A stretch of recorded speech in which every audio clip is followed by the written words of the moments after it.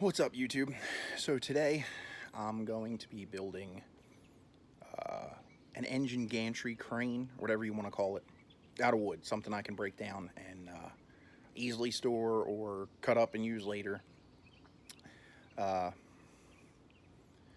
know, a lot of people just do the simple way and buy, a cherry picker, an engine hoist.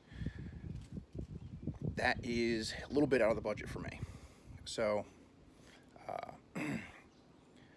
I decided to go ahead and, after looking at a few other YouTube videos, seeing what people were doing, to kind of design my own and go from there.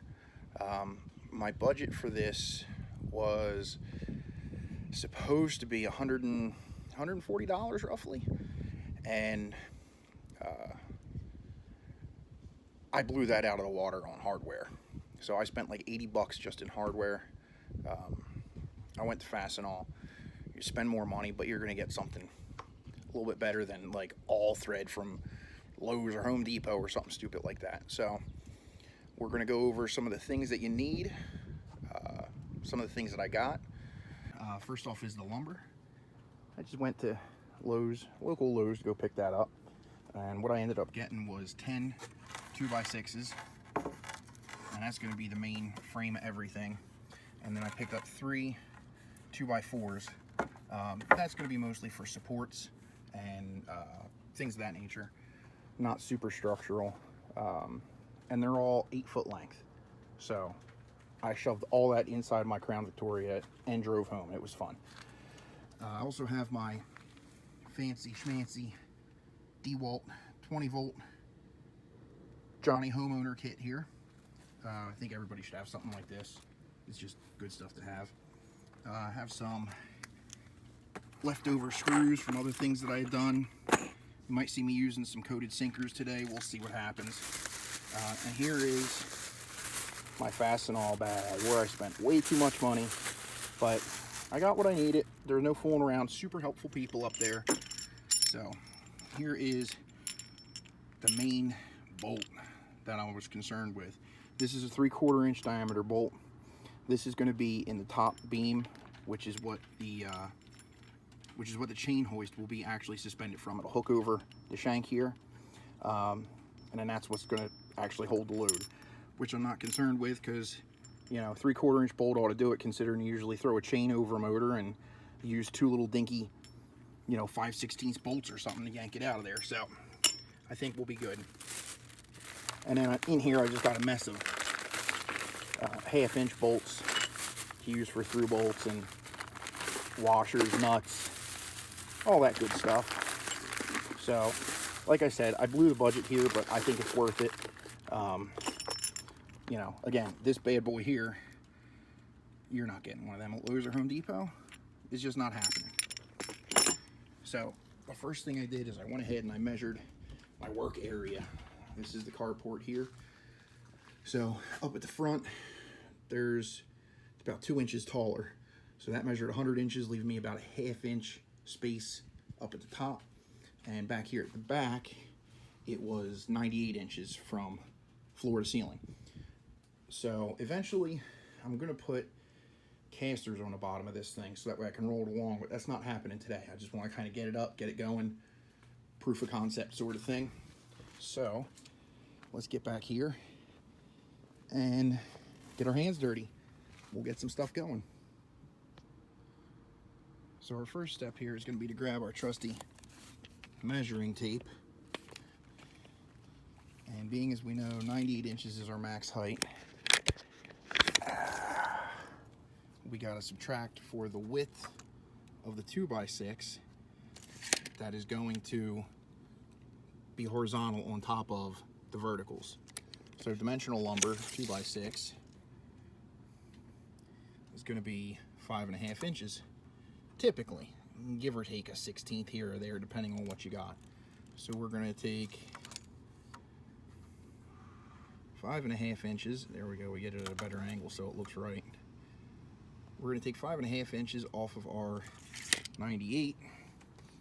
And here's my fancy math area here. 98. And we're going to take 5.5 off. So That'll leave us with 92.5 inches. Or for you folks who really enjoy fractional stuff, 1/2. Same thing, whatever. So first step I'm going to do is cut 4 of these down to that 92.5, because the vertical supports will be doubled up. So I'm going to need 2 for each side. Let me do that, and we'll be right back. And this is where my camera started to fall over.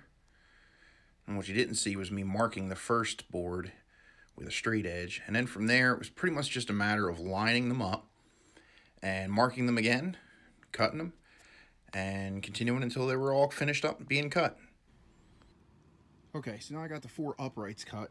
There's 2 of them there, 2 of them right there. What I'm going to do is attach them to each other, so that way they act as one beam, basically. So this is where some of the coated sinkers I was talking about is going to come in play. And this should be fun because I can't swing a hammer and drive a nail to save my life. So let's see how that goes. Okay, so I already did this one off camera. I drove probably 6 nails in each side. Try to angle them so everything bites together real good. And that is one of our uprights.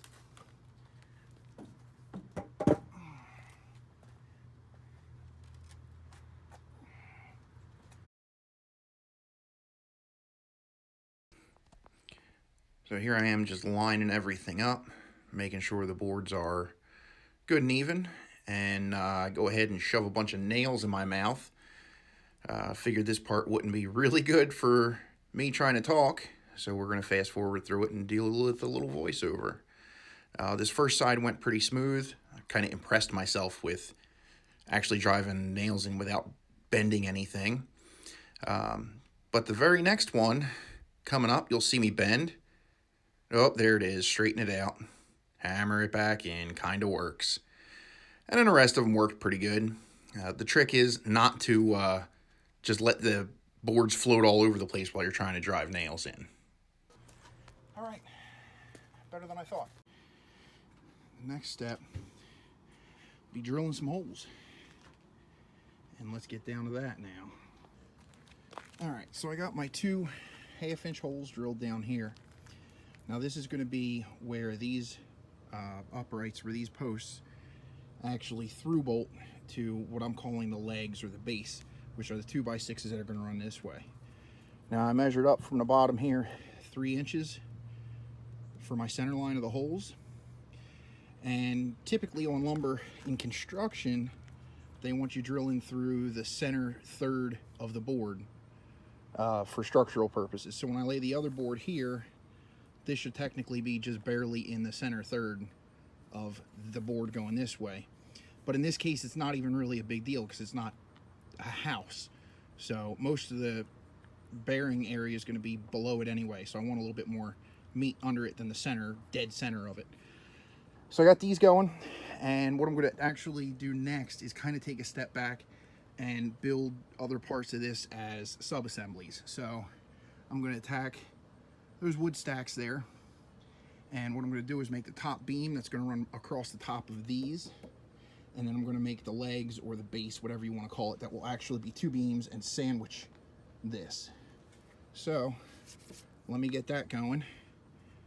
All right, so I have all my sub-assemblies made here. Finally, I didn't record all of it because it's been about a week and a half since I started recording. Let's just say that much. There's been a lot of interruptions, but I have everything completed here. This is the upright and the leg, the top post with its supports, and the upright and its leg. You see that fork type design on the end of both uprights. That is where the center post actually sits into it, and then it gets through bolted. So we've got supports here, supports here. You can see everything is marked with letters, so everything goes in only one way. which is pretty important when you're doing this. You want these holes to all fit as tightly as possible without having to hammer bolts in and out. And if you start mixing and matching stuff all around, you may have issues where it binds up and it's a nightmare. So these marks indicate to me what goes outside, what goes where. I've got marks here, marks here. Everywhere there's a mark, two pieces join together one way or another. So that helps me keep everything straightened out. Now I'm going to go ahead and actually set it up in the carport here, which it should just barely clear the ceiling area by about a 1/4 inch if I'm lucky. It won't come past this header here, or whatever you want to call that. So let's see about getting the camera set up proper, and we'll get this put up, see how long it takes. All right, so here we go, starting the process. So here I am getting the uprights put down inside the legs, trying to get the bolts all lined up. And this is my first time actually completely assembling this, and all the bolt holes are still fairly tight, so it gave me a little bit of grief. Okay. Pick up the upright here.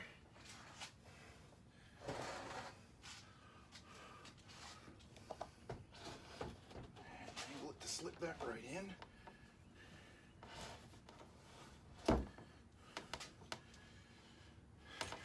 Hopefully.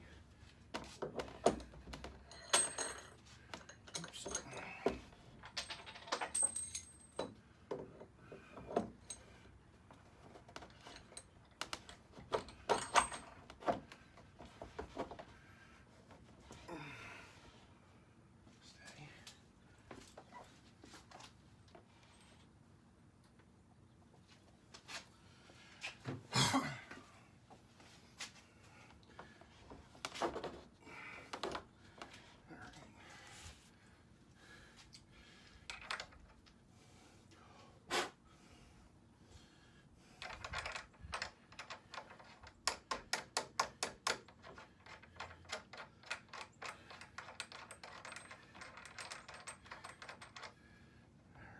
That snubbed down by hand. Then I'm going to go around to the other side.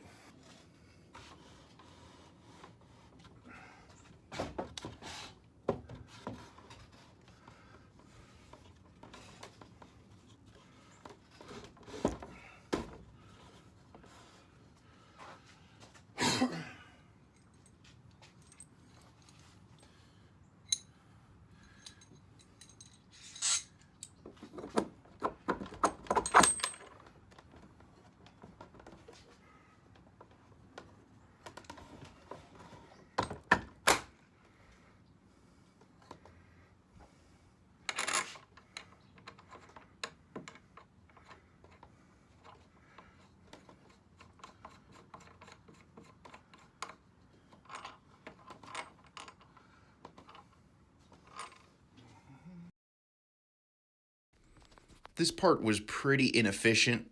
I didn't think it out quite as good as I should have. I did come up with a little bit easier method when I was disassembling it. So I have some pictures at the end with a little bit more information on that, but I still feel like I could come up with a better way.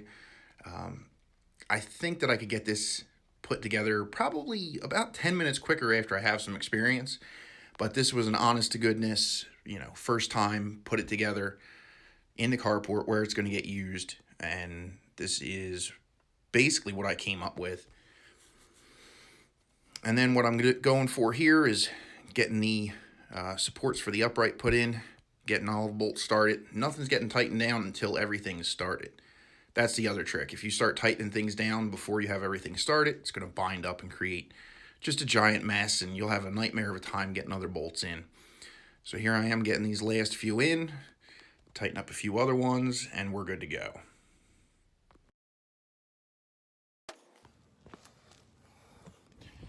All right, there it is.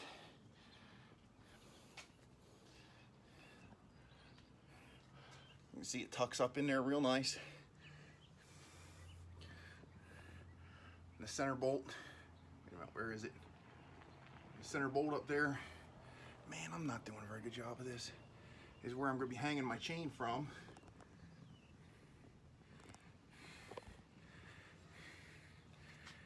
You see I got my supports all on. I don't have it squared up around the car very evenly. I just wanted to see how long it was going to take to get it all set up.